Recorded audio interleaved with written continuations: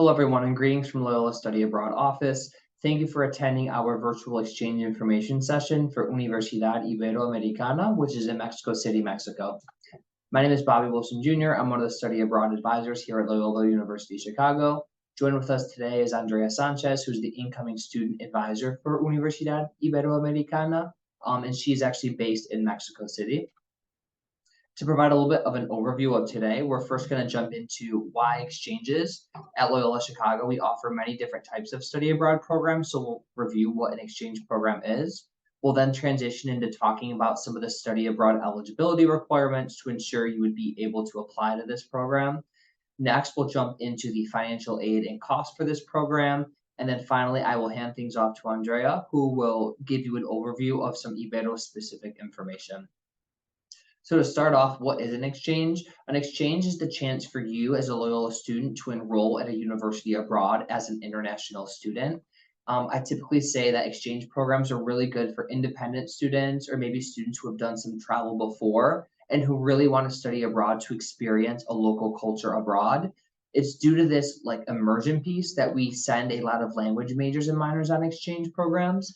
And so if you find yourself really wanting to experience another culture and really have a international experience at that university, then an exchange program is likely a really good fit for you.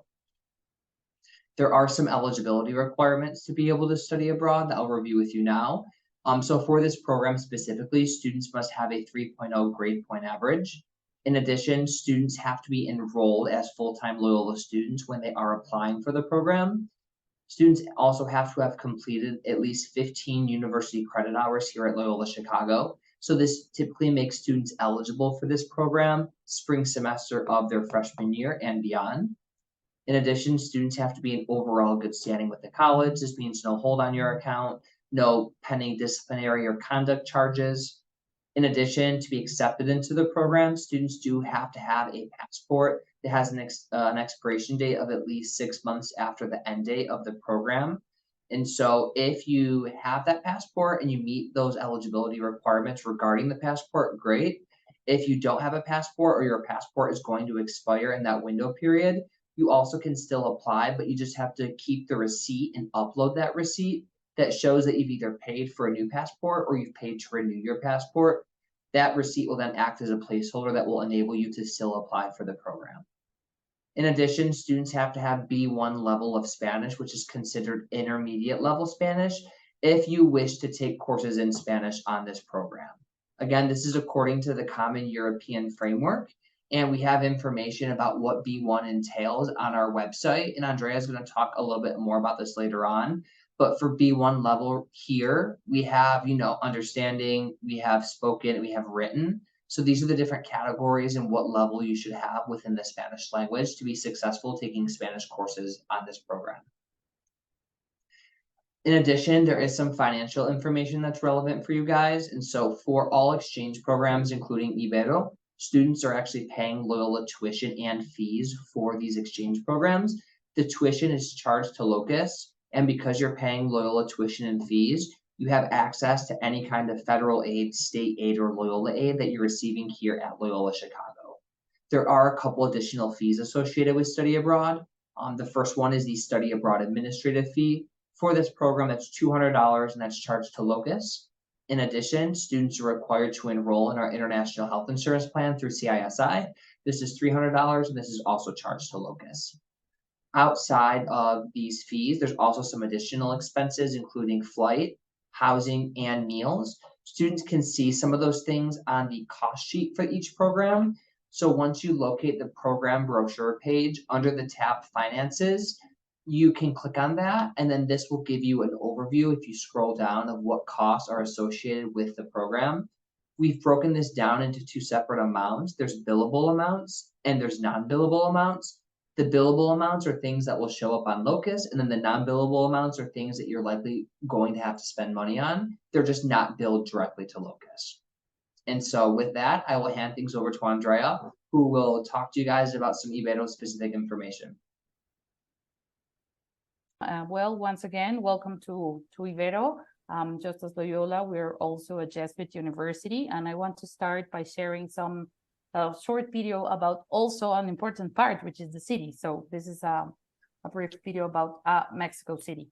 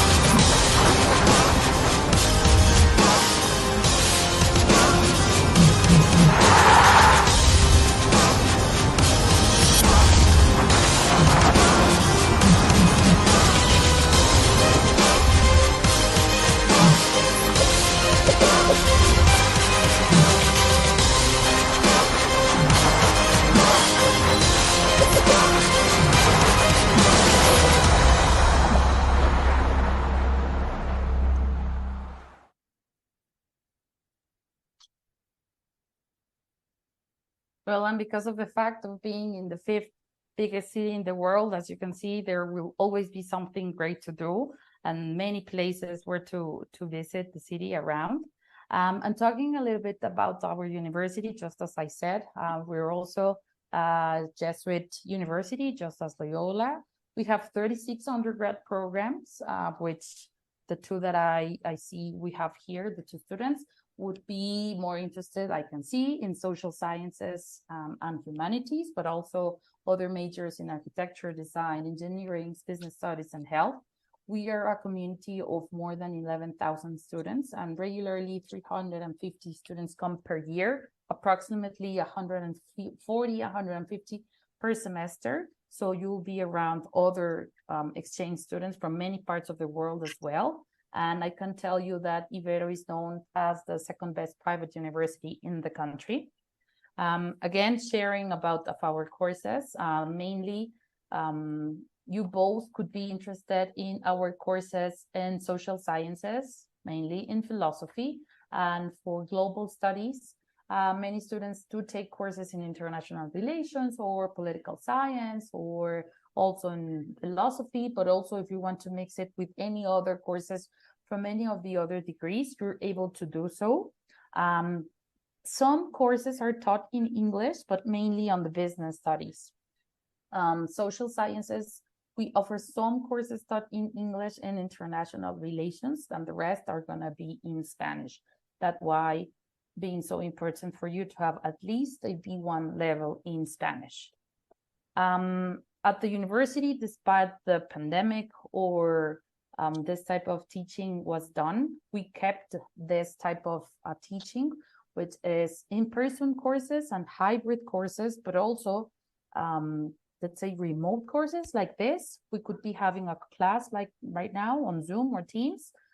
So you are not physically in campus. Well, you can be here, obviously, but these courses, you interact directly with professors only through the platform.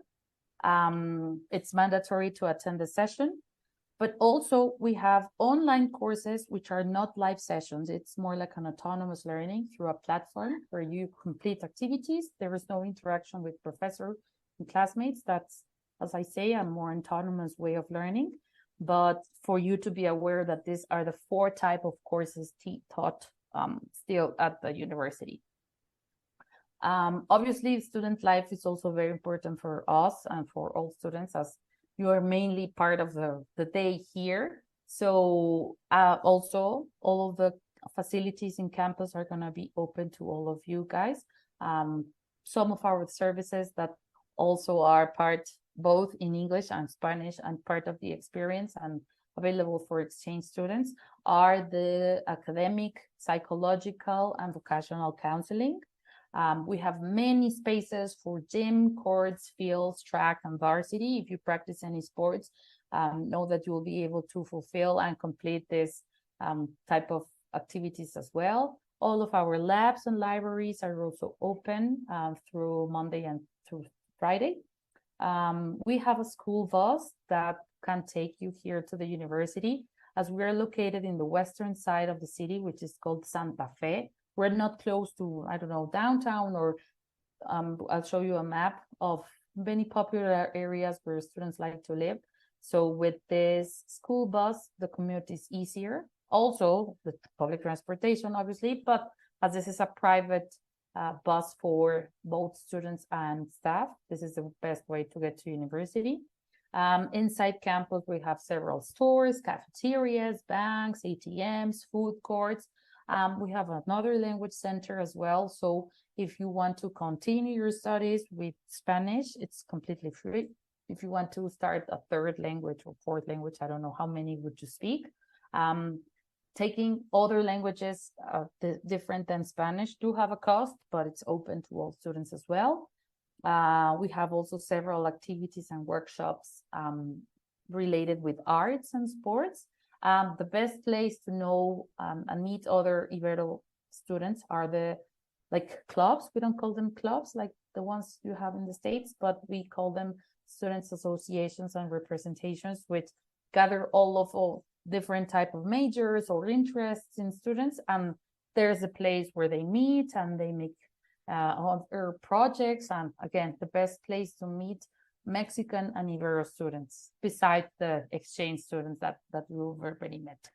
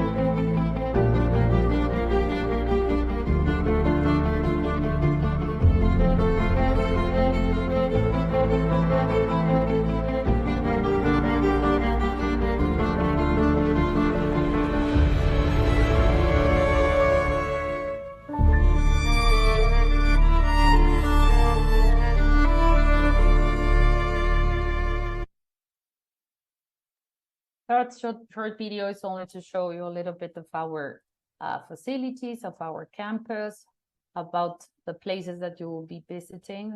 As I don't know if you saw, there were some tennis courts, and well, the most important part, our office, the exchange office, will be guidance throughout the entire exchange. Don't think that because you're already at campus, we won't be close to you or helping with any of your concerns or questions. We are a very supportive and active office where we always like to give close advisory on your admission process, orientation, welcoming sessions, on your course selection. And well, the most important for us is to make this community and make several cultural activities and field trips, because it's also, as I say, part of the experience, most of them during the weekends or during the week. We do have a homestay and accommodation office. We don't have dorms inside campus, but we do have several options both for homestay or other students or people from the community that do rent spaces or share expenses with other students. So you will have access to these contacts as well. We have a buddy program, which helps you relate with the community and with other Ibero students even before coming. We try to assign you a Ibero student even before you come. And the best experience also, and to get to know the real Mexico, is also through our volunteering and social incidents projects. Again, as part of our Jesuit mission, is not only to take care of our environment, but others, because also the real Mexico is also outside Ibero. So that part is really important for us as well. And you will have access to those activities as well. Talking a little bit about prices, because I know you like to make a budget.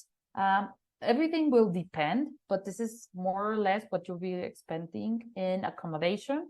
It really depends on what area of the city where you live, but between 200 and 550 per month. It's like a regular accommodation fee. For food, again, it depends if you like to cook or you like to only buy food. It will depend between $120 and $170 per month. Transportation, again, if you choose to use the Iberobus, it's going to be more expensive rather than if you use the public transportation. But considering $120 per semester for public transportation and $300 per semester with the Iberobus, considering that you come 5 times a week. Books and supplies, again, it depends on the program, but I don't know, let's say between $100 and $200 per semester would be more than fine. And also taking time to visit around and to party a little bit or too much, depending how much you like to travel and party, between $100 and $130 per month will give you the best option and get to know all of the nice places we have around. There would be 2 or 3 days before courses start, will we be giving you some advices on an orientation session, will be full of information and will be full of important things regarding your health, your security, your living and expenses, and enjoying Mexico City in general, not only because we like to give all of the best advices, we as Mexicans, but also so you can enjoy and wander around with no problem, and the best way to get to know the city around. You will be asked to purchase the traveler's insurance that mainly it's going to be covering for all of the accidents and illnesses that are not or haven't been prescribed by you before the travel. This is only for these accidents. It's not for insurance in your phone or your laptop, but it's for accidents. So that's why we promote it. In this information, we will provide contacts for 24/7 contact with a phone number, a WhatsApp number that you can contact at any time. And while at campus, we have 2 different infirmaries, which are completely free, that can treat you for minor, let's say minor accidents. And then if you need to be like with a bigger attention, we can always use this assistance. So you can go to the doctor or hospital, whatever. And then despite Mexico City is between the biggest cities in the world, the area where Ibero is located or the places where mainly students or families are located are full of options for shopping, for public transportation, and with many touristic sites and with many places where families visit. So it's even we live there, so it's the best way also to connect through the Iberobus. Probably I will be more than happy to share this presentation as well. Oh, I remember Bobby has it already. So then if you want to remember where are the best neighborhoods in Mexico City to live, actually, Ibero is located here in Santa Fe, and despite you see it's close in distance, it's between 13 and 20 kilometers. And the traffic in Mexico City can make this commute in 2 hours. So 13 kilometers can turn into 2 hours, but again, it's the place where all students live at. Here, what it says Centro Histórico is where downtown is located. So most people are not located in downtown, but close to downtown. And well, also as we have traveled, or even when we go to another place that's not our city, the altitude, the weather, the food conditions can always be really tricky. So again, during the week of orientation, we will be telling you advices for where to eat, how to face the altitude problems, because here in Mexico, we are 2,200 meters above the sea level. So it may give you some dizziness and shortage of breath and etc. But we always like to give all of these advices. telling you where to buy food, where not to eat, at least on the first days. In the meantime, your stomach gets used to water, to meat, even to vegetables, which are different from the ones in the States. So we will be full of advices during these weeks. And again, this information is always given to students, so you can have them on hand, both on your computers or on the leaflets that we'll be giving. Application deadlines, I know that probably you'll have some others at Loyola, but if you wanted to come to Ibero in the spring, I don't know if you'll still be interested in coming in this spring, which starts the first week of January. Actually, the deadline has just passed. But if coming in the fall, the deadline for applications is June 1st. And we'll be expecting courses to start the second week of August. I know it's a little bit early for US students, but we do start the second week of August and we finish courses the first week of December. So you can be aware of that. And again, talking about language requirements, Bobby already has the list of certificates that we accept.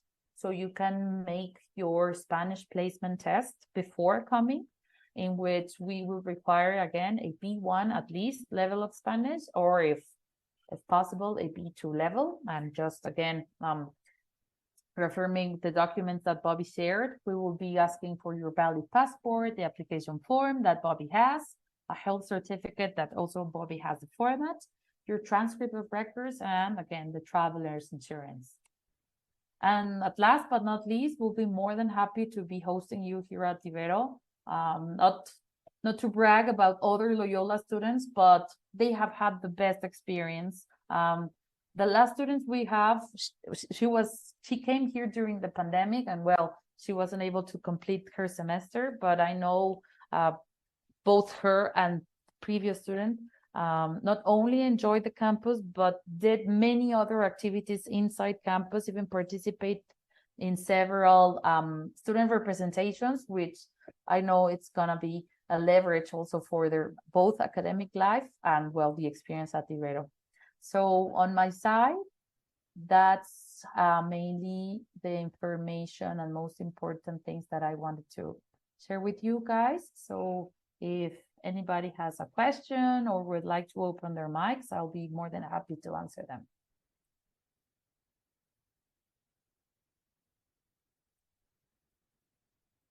Great, Andrea. I'll make sure I'm going to share this presentation with all the students who signed up for interest, and I'll send it to both the students who are present as well.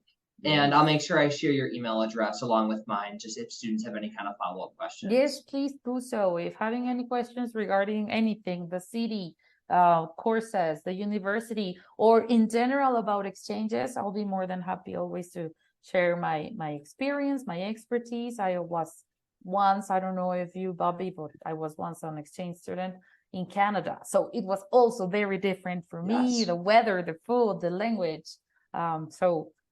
It's part of the process. So if having any questions, please don't hesitate in asking. Yep. Well, Andrea and I can hang on the call for a few more minutes. But if you don't have any questions, you are free to go. Thank you for joining us, and we look forward to connecting in the future.